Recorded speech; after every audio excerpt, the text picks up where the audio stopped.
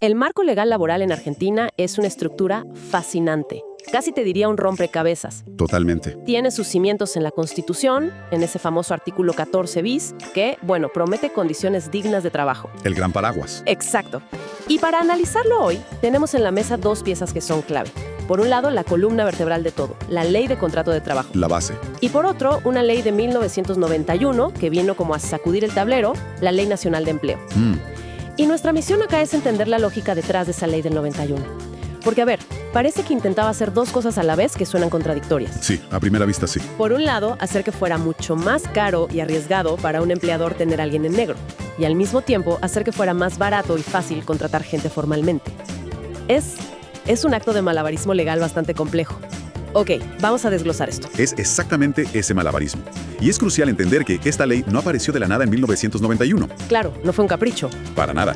Fue la respuesta a un problema gigantesco de la época. El trabajo no registrado, lo que todos conocemos como trabajo en negro, estaba en niveles altísimos. El diagnóstico era que el sistema no estaba funcionando. No funcionaba. Entonces, la estrategia que usó la ley fue, como bien decís, un doble juego. Se suele describir como la política del palo y la zanahoria. Me gusta esa analogía, es muy clara. Por un lado, un palo muy grande para desincentivar la informalidad, con consecuencias económicas muy serias. Y por otro, una zanahoria, bastante atractiva, con beneficios para fomentar la creación de empleo registrado.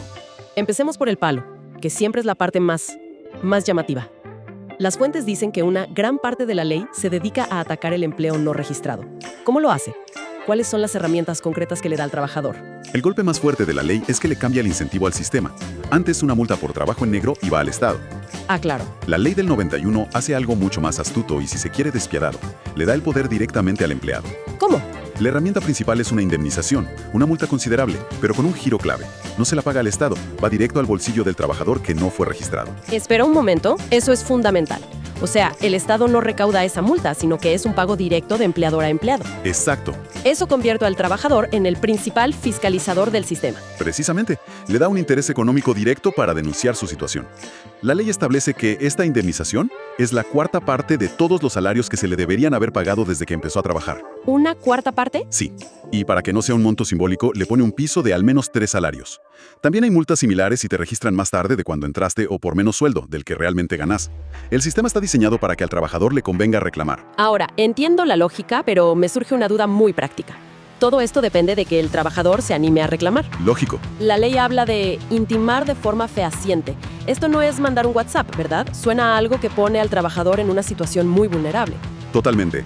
Intimación fehaciente es el lenguaje legal para decir que tenés que enviar una notificación formal, que deje una constancia irrefutable de que el empleador la recibió. Como un telegrama. Típicamente, un telegrama laboral que además es gratuito para el trabajador. Y sí, es un paso que da miedo, porque en la práctica le estás diciendo a tu jefe, sé que me tenés en negro y quiero que lo arregles. Uf, es casi como pintarse un blanco en la espalda. Exacto. Ahí va. ¿Qué impide que el empleador al recibir esa carta simplemente diga, ah, sí, estás despedido, y se saca el problema de encima? La ley anticipó esa jugada. Y acá es donde saca el palo más grande de todos. A ver. Creó lo que es en esencia un seguro para el trabajador que se anima a reclamar. Si el empleador despide sin una causa justificada a ese trabajador dentro de los 2 años siguientes a haber recibido la intimación... 2 años. 2 años. La indemnización por despido se duplica. Se duplica todo. La antigüedad, el preaviso, todo.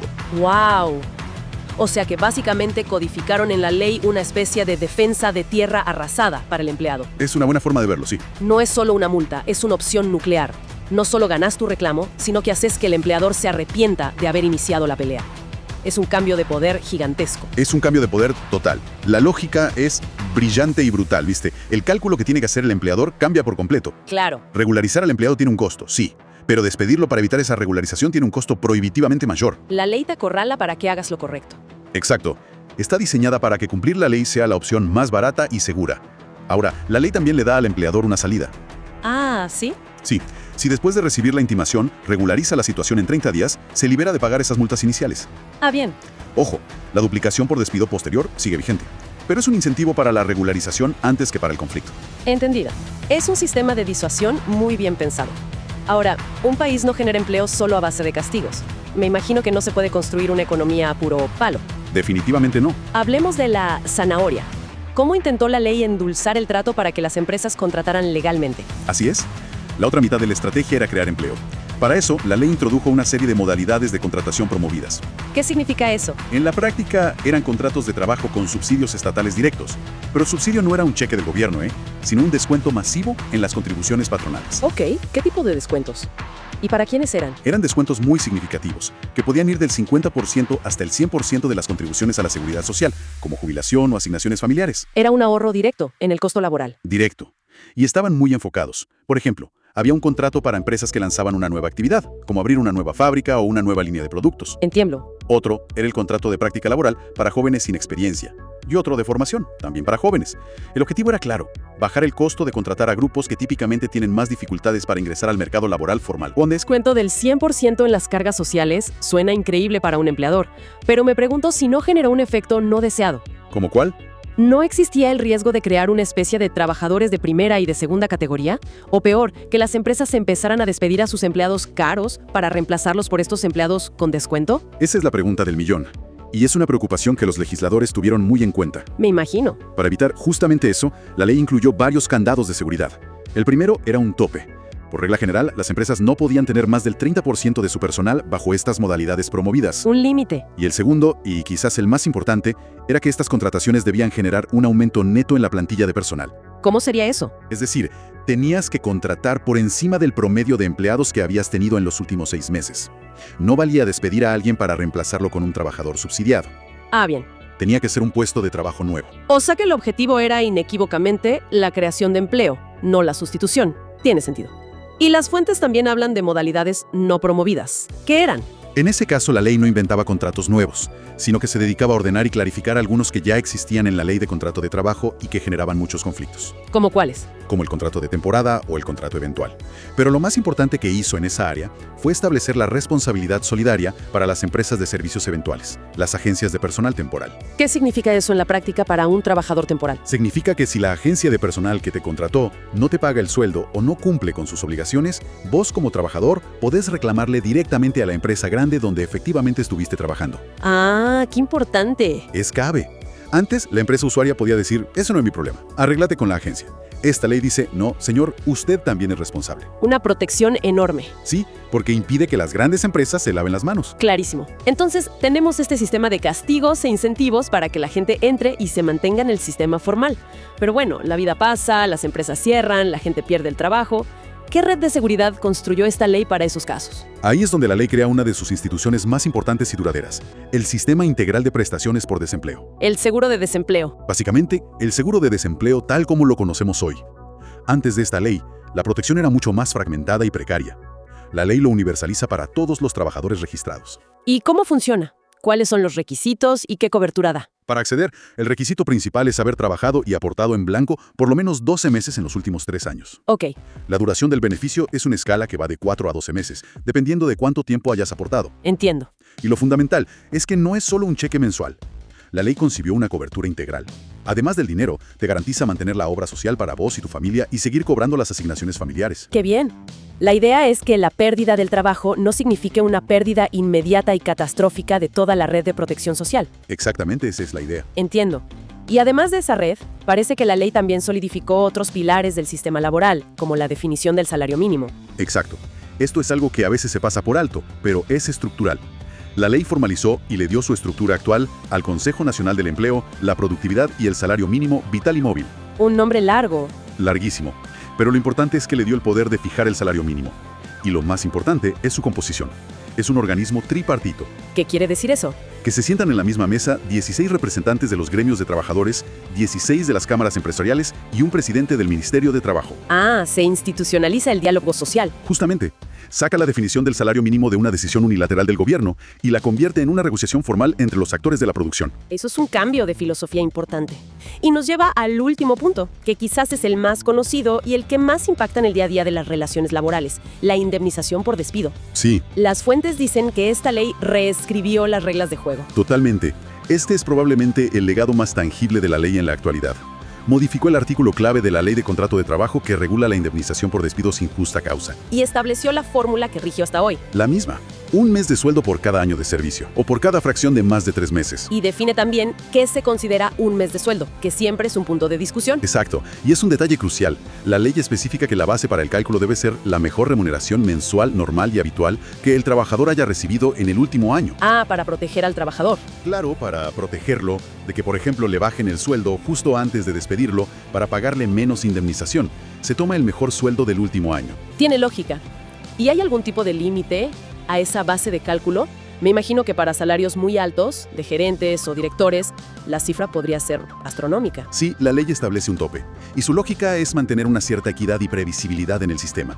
La base de cálculo, ese mejor sueldo del que hablábamos, no puede ser superior a 3 veces el promedio de los salarios del convenio colectivo que se aplica en esa actividad. O sea que se ancla a la realidad del sector. Se ancla a la realidad salarial del sector en el que trabaja la persona para evitar distorsiones con salarios fuera de escala. Bien, creo que el panorama está mucho más claro.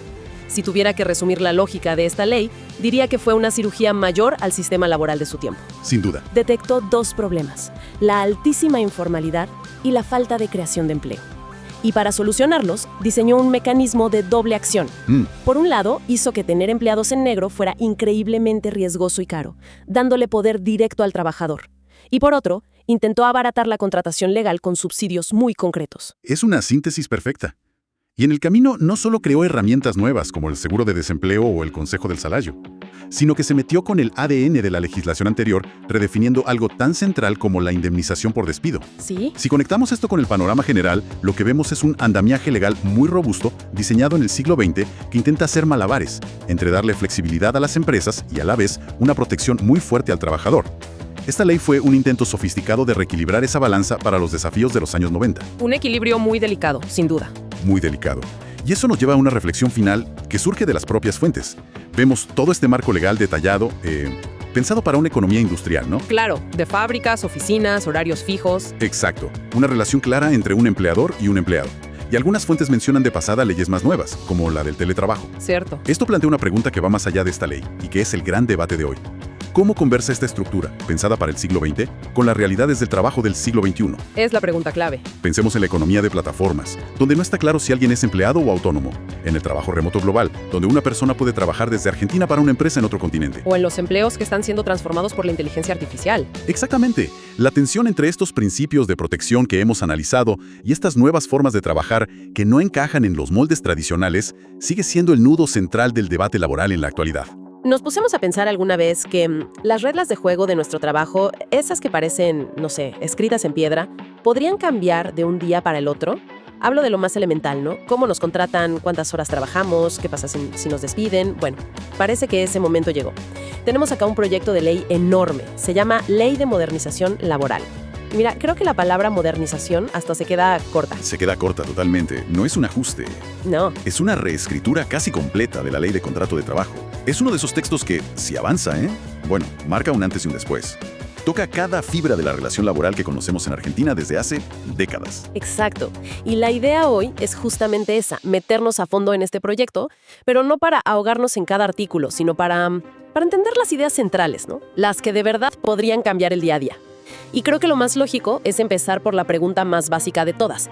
Con esta nueva ley, ¿quién es un trabajador y quién no? Porque esa línea parece que se vuelve mucho más difusa. Es que ese es el punto de partida y quizás uno de los cambios más profundos de todos. El proyecto, ya en su artículo 2, directamente excluye a un montón de figuras. No solo los clásicos contratistas independientes. Nombra explícitamente a los prestadores independientes de plataformas tecnológicas. Ah, bueno, ya vamos a llegar a ellos. Sí, pero el sismo, digamos, está en el artículo 23. A ver, expliquemos esto bien porque es clave. Hoy, si una persona trabaja para otra, se da por sentado que es un empleado, ¿no es así? La ley presume que hay una relación de dependencia. Correcto, esa es la presunción que existe. La carga de la prueba la tiene el empleador. O sea, él tiene que demostrar que esa persona no es su empleado. Lo que hace la propuesta es, darlo vuelta. Dice que esa presunción de relación laboral no se aplica si la persona que presta el servicio emite facturas. Un momento, a ver si entiendo bien. O sea que si una persona trabaja todos los días, 8 horas, en la oficina de una empresa, pero le piden que se haga monotributista y que entregue una factura a fin de mes, ya no se presume que es una empleada. Exactamente eso. La carga de la prueba se invierte. Sería esa persona la que tendría que ir a la justicia y demostrar con pruebas muy fuertes que, a pesar de la factura, había una dependencia real. Claro, es mucho más difícil de probar. Muchísimo más. En la práctica, esto abre una puerta, digamos, enorme para que las empresas contraten servicios de personas como si fueran autónomos, reduciendo así sus costos. Entiendo. Se redefine la relación con la persona. Y esta misma idea de limitar responsabilidades se va también en la cadena de contratación entre empresas. Pienso en el caso típico, ¿no? Una empresa grande que subcontrata a otra más chica de, no sé, limpieza o seguridad. Sí, la lógica es la misma. Acotar la responsabilidad. El artículo 30, el de las subcontrataciones, es clarísimo. Hoy la empresa principal es solidariamente responsable. Si la empresa de limpieza no paga los sueldos, el trabajador le puede reclamar a la compañía grande. Ajá. La propuesta dice que si la empresa principal controla que los papeles estén en orden, ¿Qué papeles serían? que pide el quill de los empleados, las constancias de pago, la cobertura de riesgos, bueno, si hace ese control, queda liberada de esa responsabilidad. O sea, un control de papeles. Si los papeles están, el problema ya no es tuyo. Exacto. Suena a que se busca dar más previsibilidad a las empresas. Y me imagino que esa misma lógica, previsibilidad, adaptabilidad, es la que está detrás de los cambios en las jornadas. ¿O no? Hablemos de eso. Totalmente. Es el segundo gran pilar, la flexibilidad. La ley actual es bastante rígida con la jornada de 8 horas. El proyecto introduce conceptos para romper con eso. El más importante, creo yo, es el banco de horas. Banco de horas.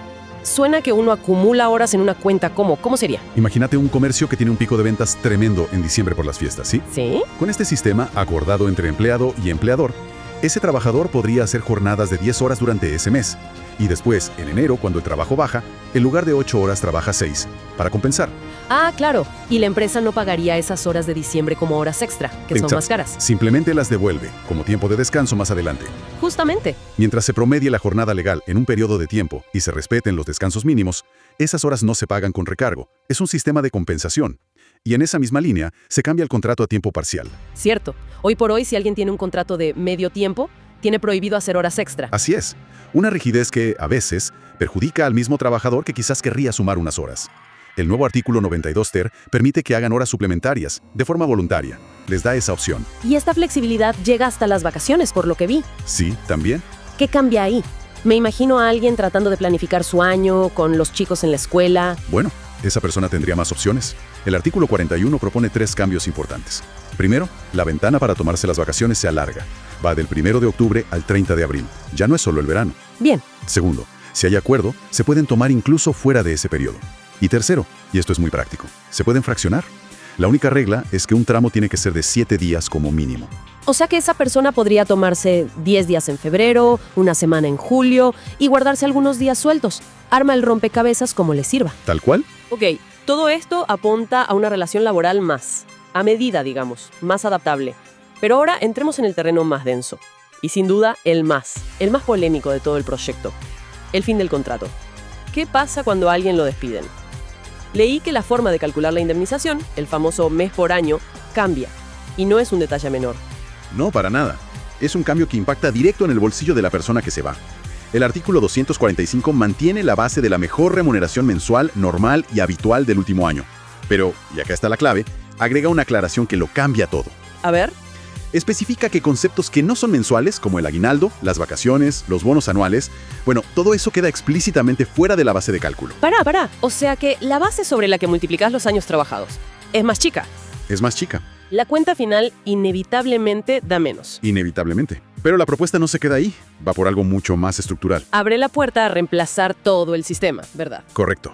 Y esta es probablemente la idea más disruptiva de toda la ley. El mismo artículo dice que los convenios colectivos van a poder, por acuerdo, sustituir el régimen de indemnización por un fondo o sistema de cese laboral. Un cambio de paradigma. Total. Parecido al modelo que ya existe para los trabajadores de la construcción, ¿no? El de la UCRA. Exactamente ese es el modelo. En lugar de que la indemnización sea un costo que aparece de golpe al final, la empresa iría haciendo aportes mensuales a un fondo. Así, el costo del despido se vuelve un costo corriente, previsible, elimina esa incertidumbre financiera de tener que desvincular a alguien. Bien. Y el proyecto desarrolla esto con algo que llama Fondo de Asistencia Laboral, el FAL. Profundicemos acá porque es el corazón de la reforma. ¿Cómo funcionaría? El FAL es básicamente un sistema para que los empleadores financien las indemnizaciones. Pero ojo con esto, no reemplaza la obligación de pagar, ¿eh? ¿Cómo que no? No, crea un FAI, un vehículo para juntar la plata. El empleador aportaría todos los meses un 3% de la remuneración de cada trabajador a una cuenta noble de la empresa, pero para este fin. Y cuando echan a alguien, sacan la plata de ahí y le pagan. Exacto, usan esos fondos para pagarle. Pero acá viene la letra chica, y es crucial, del artículo 64. Dice que la insuficiencia de fondos en esa cuenta no limita la responsabilidad del empleador. A ver, Si la indemnización es de 10 millones y en el fondo solo hay 6, la empresa tiene que poner los 4 que faltan de su bolsillo. No es un tope, es una herramienta. un momento entonces, si entendí bien, la empresa aporta un 3% del sueldo a un fondo, pero si despide a alguien y no alcanza, igual tiene que pagar la diferencia. ¿Cuál es el beneficio real para la empresa? Porque encima leí que hay un incentivo. Ahí está la clave de todo el sistema. El incentivo es directo, es plata. A cambio de hacer este aporte del 3% al FAL, el empleador recibe una reducción de 3 puntos porcentuales en su contribución al sistema de jubilaciones, al SIPA. Ah, ahora cierra. No es un costo nuevo. No. Básicamente se desvía una parte de lo que hoy va a las jubilaciones para crear este fondo para despidos. Precisamente. Es una reasignación de las cargas sociales. El Estado deja de percibir una parte para que esa plata vaya a un sistema que, en teoría, reduce la conflictividad. Clarísimo. Ahora, salgamos del mundo laboral más tradicional y vayamos a una de las grandes zonas grises de hoy. Los trabajadores de plataformas, los repartidores, los conductores de apps. El mundo cambió, pero la ley no. ¿Qué propone el proyecto para ellos? Acá el proyecto no deja lugar a dudas, ¿eh? Busca cerrar el debate de un plumazo. Crea un régimen especial para ellos. Y la definición del artículo 115 es contundente. Son prestadores independientes de plataformas tecnológicas. Y aclara explícitamente que no hay relación de dependencia. Esto me suena mucho al debate que hubo en California, la famosa Proposición 22. Allá también se eligió un modelo de contratistas independientes, pero con algunos beneficios extra. Es una analogía perfecta. Los define como independientes, pero les reconoce ciertos derechos. El texto detalla la libertad para conectarse y desconectarse cuando quieran, para rechazar pedidos, para usar varias apps a la vez. Y las obligaciones, me imagino. Y sus obligaciones, claro, inscribirse en impuestos, tener cuenta bancaria. Y como decías, se le exige a la plataforma que les dé un seguro de accidentes personales. Busca crearles un estatuto propio. Entiendo. Una definición tajante para un sector nuevo. Y para terminar, el proyecto también se mete con uno de los actores más tradicionales y poderosos del mundo laboral argentino, los sindicatos. ¿Qué cambios hay que afecten su poder de acción? Hay modificaciones muy significativas. Apuntan a limitar el poder de conflicto. El artículo 98, por ejemplo, amplía la lista de servicios esenciales, aquellos donde si hay huelga hay que garantizar una prestación mínima. ¿Y qué se incluye ahora? Salud, energía, transporte, comunicaciones y, esto es notable, la educación en todos sus niveles obligatorios, inicial, primario y secundario. Uf. ¿Y de cuánto es la prestación mínima en esos casos? Del 75%. Pero no termina ahí. Hay más. Se crea una categoría nueva, las actividades de importancia trascendental. Otro concepto nuevo. ¿Qué entra ahí? Incluye sectores como la industria alimenticia, la siderurgia, la producción de medicamentos, los bancos. Son actividades que, si bien no son esenciales, su paro prolongado podría tener un grave impacto en la economía. Para ellas, se exige una cobertura mínima del 50%. A ver, entiendo la lógica de garantizar servicios mínimos, pero poner a la educación al 75% no anula en la práctica el impacto de la huelga. La medida de fuerza se ve muy diluida. Esa es exactamente la discusión que plantea. El proyecto prioriza la continuidad de la actividad por sobre el impacto de la medida. Y hay más. Se regulan las asambleas. El artículo 133 dice que para hacer una asamblea en el trabajo se necesita autorización previa del empleador. Y el tiempo que dure no se para. Y el punto final, que parece ser el más duro de todos, son las sanciones. Sí, los artículos 134 y 53 bis califican como infracciones muy graves a los bloqueos de empresas o impedir el ingreso de quienes no hacen paro. Y estas acciones pueden generar multas altísimas para el sindicato y en caso de reincidencia podrían llevar a la suspensión o incluso a la quita de la personería gremial. ¡Wow! Es un endurecimiento muy claro de las reglas de juego. Entonces, si tratamos de ver el cuadro completo, la película entera de esta reforma, estamos hablando de un giro de 180 grados. Un mundo laboral donde es más difícil que te consideren empleada, con jornadas y vacaciones mucho más flexibles, un sistema de indemnización que podría desaparecer y convertirse en un fondo, los trabajadores de plataformas como autónomos y reglas mucho más estrictas para los sindicatos. Es una síntesis perfecta. La filosofía que cruza todo el proyecto parece ser esa: reducir costos, riesgos e incertidumbre para quien contrata. La hipótesis es que eso va a fomentar la creación de empleo formal. Es un giro de un modelo históricamente muy protector y rígido hacia uno que prioriza la flexibilidad y la negociación. Queda claro que es una propuesta que no deja nada sin tocar y que intenta dar respuestas a problemas muy reales de la economía, como la informalidad o el trabajo en las apps. La gran pregunta que queda flotando y que seguro va a ser el centro del debate es si este nuevo diseño encuentra el equilibrio correcto. El equilibrio entre la flexibilidad que necesitan las empresas para crecer y la red de seguridad y protección que los trabajadores necesitan. Este proyecto ofrece una respuesta muy clara, y el debate es en si es la que el futuro del trabajo en el país necesita. Totalmente. un campo de batalla. Es que al revisar las fuentes que nos llegaron, que son una mezcla de la ley oficial, sitios del gobierno y hasta un proyecto de ley nuevo, te das cuenta de que es el choque de dos mundos. Sí, por un lado tenés un sistema pensado para un mundo de, no sé, de empleos para toda la vida. Y por otro, la realidad de hoy, ¿no? La flexibilidad, la economía digital. Nuestra misión es entender ese choque. Vamos a desarmar la lógica de una de las leyes más protectoras del mundo y ver cómo intenta adaptarse al siglo XXI. Es una excelente forma de plantearlo, porque no es solo una colección de artículos, es una filosofía, ¿viste? Una filosofía que parte de una base, que es que la relación laboral es desigual, por naturaleza. Y toda la ley, desde que se creó por allá en los 70s, está diseñada para equilibrar esa cancha, para proteger a la parte más débil. Bien, entonces arranquemos por ahí, por el ADN de esa filosofía. Más allá del detalle de cada artículo, ¿cuáles son esos principios, esas ideas madre que definen todo? Mira, el más importante, el que lo tiñe todo, es el principio protectorio. Y adentro de ese principio tenés una regla de oro que es fascinante. A ver. En caso de duda, siempre, pero siempre, se aplica la norma más favorable para el trabajador. ¿Cómo sería eso en la práctica? Imagínate que tu contrato dice una cosa, el convenio colectivo de tu gremio dice algo mejor y la ley general dice otra. Bueno, ¿cuál se aplica? La que más me convenga a mí, como empleado. La que más te beneficie. Punto. No hay discusión. O sea, es un sistema que va en una sola dirección. Solo se puede mejorar la condición del trabajador, nunca ir para abajo de un estándar superior. Es como un sistema de compuertas que solo deja pasar el agua para un lado. Exactamente. Y eso se conecta directo con el segundo gran principio, la irrenunciabilidad. Ok. Ningún trabajador puede firmar un acuerdo para renunciar a los derechos que la ley le da, ni aunque quiera, ni aunque le ofrezcan algo a cambio. Eso es muy fuerte. Es fuertísimo. Porque choca de frente con la idea de la libertad de contrato que tenemos en otras áreas. Acá la ley te dice, no, flaca, esa libertad tiene un límite. Precisamente. El límite son los derechos básicos.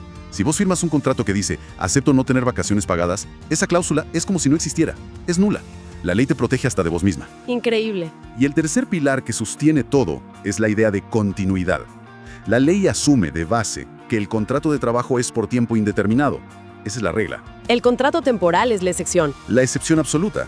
Y el empleador tiene que justificarla, pero muy, muy bien. Todo el sistema está hecho para fomentar la estabilidad, el empleo a largo plazo. Es la antítesis de la gig economy, ¿viste? Entiendo. Entonces tenemos un piso de protección, la imposibilidad de renunciar a derechos y una preferencia total por la estabilidad. Ese es el núcleo. Ahora, esto me lleva a una pregunta básica. ¿Qué es para esta ley una relación de trabajo?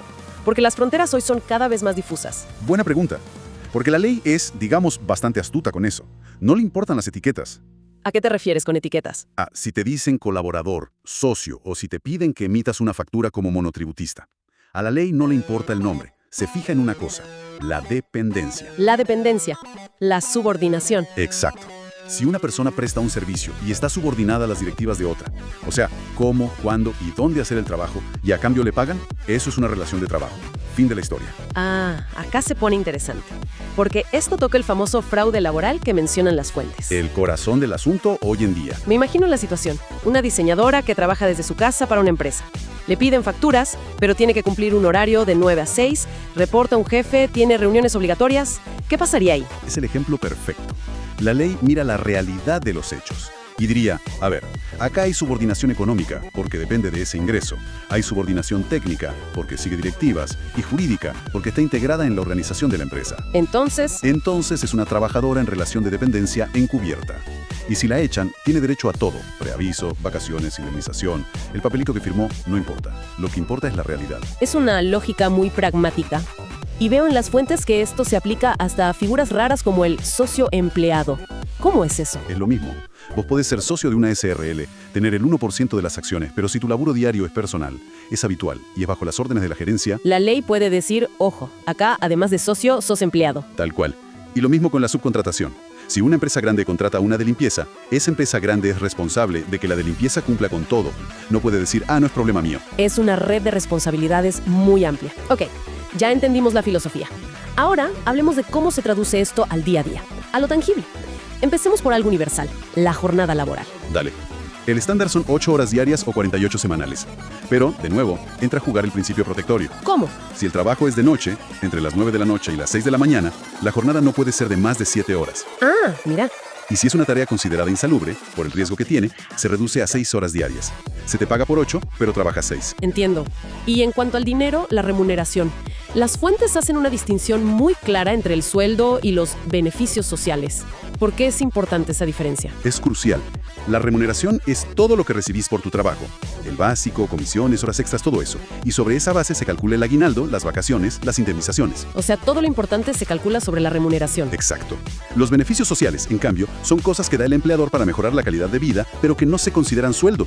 El ejemplo clásico es el servicio de comedor en la empresa o si te reintegran los gastos de la guardería. Claro, no es plata que yo puedo usar para lo que quiera. Tal cual. Es una forma de mejorar el paquete total sin que aumenten los costos de los otros conceptos. Y veo que hay una regla muy estricta sobre el pago en especie, ¿no? Sí, súper clara. El pago con productos o servicios no puede ser más del 20% del sueldo total. El 80% tiene que ser plata, en el bolsillo. Es para evitar los abusos de antes, ¿viste? Cuando te pagaban con vales o mercadería. Tiene toda la lógica. Pasemos a un tema que siempre interesa, las vacaciones. El sistema que describen las fuentes es muy particular. ¿Está atado solo a la antigüedad? Totalmente. Es un reflejo directo de ese principio de continuidad del que hablábamos. La ley premia la lealtad. A ver, ¿cómo es la escala? Empezás con 14 días corridos. Si te quedas más de 5 años, saltas a 21. Si pasas los 10 años, te vas a 28. Y con más de 20 años en la misma empresa, te corresponden 35 días. Es un montón. Pero lo interesante no es solo la cantidad, es la filosofía. La ley premia la estabilidad a largo plazo. Y eso choca un poco con la dinámica de hoy, donde cambiar de trabajo cada tanto es la norma para crecer. Sin duda, es una de las grandes tensiones del sistema. Y junto a las vacaciones, tenés todo un catálogo de licencias especiales, por matrimonio, por nacimiento de un hijo, para rendir exámenes. La ley intenta cubrir casi todas las contingencias importantes de la vida. Y dentro de esas protecciones, la de la maternidad parece la más robusta de todas. Las fuentes describen un blindaje casi total contra el despido. Es uno de los puntos más fuertes, sí. La ley establece una presunción. ¿Qué quiere decir eso? Que si una mujer es despedida 7 meses y medio antes o después del parto, se asume que el motivo es el embarazo o la maternidad. No hay que probarlo. Un momento. Si la ley lo asume, no pone al empleador en una situación imposible. ¿Y si justo había una causa real para despedirla que no tenía nada que ver? Bueno, es una presunción que admite prueba en contrario. El empleador puede y debe demostrar que el despido fue por una razón objetiva, como una reestructuración real o una falta grave de la trabajadora, pero la carga de la prueba la tiene él. Y es una carga pesadísima, ¿eh? Me imagino. Y si no logra voltear esa presunción, tiene que pagar una indemnización especial, que es un año entero de sueldos, además de la indemnización normal. Es una protección inmensa. Y además está la figura del estado de excedencia. Así es. Le permite a la madre tomarse una licencia extra sin sueldo después de la licencia por maternidad, y la empresa tiene que guardarle el puesto. Es un andamiaje legal enorme para proteger ese momento. Clarísimo. Ahora, esto nos lleva inevitablemente al final del ciclo. ¿Cómo terminan los contratos? Si la regla es que son para siempre, la ruptura debe ser un evento muy regulado. Lo es. Si vos renunciás, tenés que hacerlo por telegrama, para que quede una constancia clara. Si es de mutuo acuerdo, tiene que ser ante un escribano o la autoridad laboral, para que no haya presiones. Pero el punto más caliente, el corazón del debate hoy, es el despido sin causa. La famosa indemnización por antigüedad. Exacto. El sistema tradicional dice, si echas a alguien sin una causa justa, tenés que pagar un costo. Y ese costo, en la fórmula básica, es un mes del mejor sueldo del último año por cada año que trabajó. Está pensado para disuadir los despidos. Y para darle un colchón económico al que se queda sin trabajo. Pero acá es donde el proyecto de modernización que tenemos en las fuentes propone un cambio que no es un retoque, es un cambio de paradigma total. A ver, contame. La propuesta es crear un fondo de asistencia laboral, o FAL. En lugar de que el empleador pague una suma gigante al momento del despido, haría un aporte mensual a un fondo a nombre del trabajador. Un porcentaje del sueldo, todos los meses. ¿Como un ahorro forzoso? Algo así. Y si la relación termina, no importa por qué, si es despido, renuncia, lo que sea, el trabajador cobra lo que se juntó en ese fondo. O sea que el costo del despido se va pagando de a poquito a lo largo del tiempo. Pasa de ser una penalidad enorme y puntual a ser un costo laboral mensual, fijo, predecible. Exactamente. Es un modelo parecido al que ya existe en la construcción. Los que lo defienden dicen que reduce la incertidumbre para las empresas, sobre todo para las pymes, y que eso incentivaría a contratar en blanco. Porque se le pierde el miedo a despedir. Claro, los críticos, del otro lado, dicen que esto abarata el despido, que le quita el efecto disuasorio y que podría generar más rotación de personal, debilitando la estabilidad que la ley original tanto quiere proteger. Es el nudo del conflicto que planteamos al principio, la protección versus la agilidad. Es la tensión medular. Pasás de un sistema de indemnización a un sistema de cese. Es conceptualmente muy distinto. Y no es solo un cambio de plata, es cultural. Cambia la forma en que se piensa la relación laboral. Bueno, para ir cerrando las ideas, lo que queda de este análisis es un sistema laboral increíblemente robusto, muy coherente en su lógica protectora. Sí, muy coherente. La ley de contrato de trabajo es una verdadera fortaleza construida ladrillo a ladrillo sobre principios que buscan nivelar el poder y amparar al trabajador. Es un marco legal muy denso, muy completo, sin duda. Pero, como lo demuestra el proyecto de modernización, también es una estructura que está, bajo una presión enorme por las nuevas realidades económicas. La discusión sobre su reforma no es solo técnica, es profundamente ideológica. Refleja esa tensión, ¿no?, entre un modelo de protección tradicional y las demandas de un mundo que exige más flexibilidad. Totalmente. Lo que nos deja con una pregunta final, casi existencial para quien nos escucha. Teniendo en cuenta esta red de seguridad tan fuerte que ofrece la ley actual, y al mismo tiempo, las propuestas que buscan modernizarla argumentando que así se crearía más empleo, ¿dónde está el equilibrio? ¿Es posible diseñar un sistema que ofrezca la estabilidad y la dignidad que una persona necesita y a la vez le dé a las empresas la agilidad que requieren para competir y crecer hoy? ¿O, inevitablemente, la ganancia de uno siempre será la pérdida del otro?